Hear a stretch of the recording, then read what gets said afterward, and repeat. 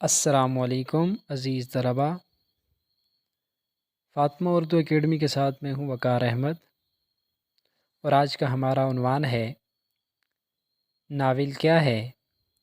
Novel کا لغوی مطلب کیا ہے؟ اصطلاح میں ناول کی کیا تعریف ہے؟ اس کے علاوہ ناول کے ارتقاء کے بارے میں اور ناول کے بنیادی اجزاء یا اجزائے ترکیبی کے بارے میں آج کی اس ویڈیو میں ہم پڑھیں گے۔ تو ناول کیا ہے؟ ناول کا لغوی مفہوم: ناول اطالوی زبان کا لفظ ہے جو انگریزی کے توسط سے اردو میں رائج ہوا۔ اس کے معنی ہیں انوکھا، نرالا اور عجیب۔ اصطلاح میں وہ قصہ یا کہانی جس کا موضوع انسانی زندگی ہو اور جس میں انسانوں کو زندگی میں پیش آنے یا آ سکنے والے واقعات کو ایک خاص انداز میں مخصوص ترتیب کے ساتھ پیش کیا جائے۔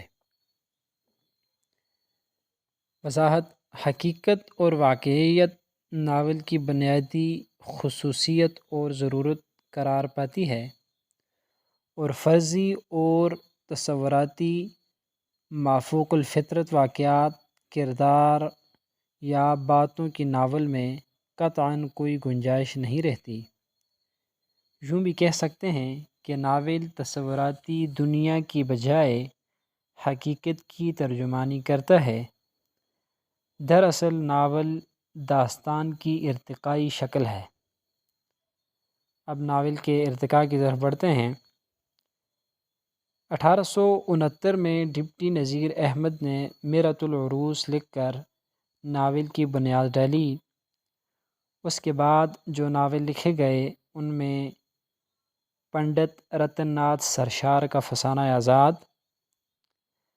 مولانا عبدالحلیم شرر کا فردوس بریں، مرزا ہادی رسوا کا امراؤ جان ادا، منشی پریم چند کا گودان،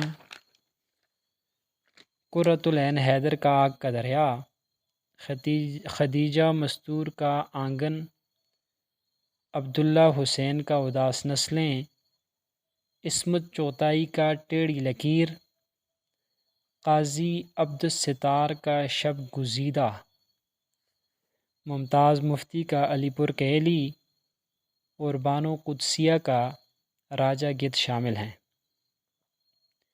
ناول کے اجزائے ترکیبی میں سب سے پہلے کہانی،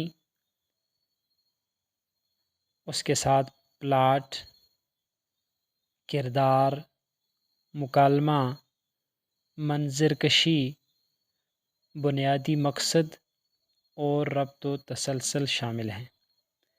یہ ناول کے اجزائے ترکیبی ہیں۔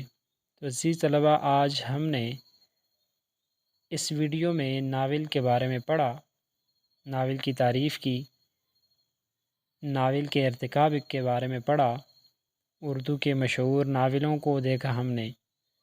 اس کے علاوہ ناول کے اجزائے ترکیبی کو ہم نے پڑھا۔ آج کے لیے اتنا ہی۔ ایک نئی ویڈیو کے ساتھ دوبارہ حاضر ہوں گے۔ اللہ حافظ۔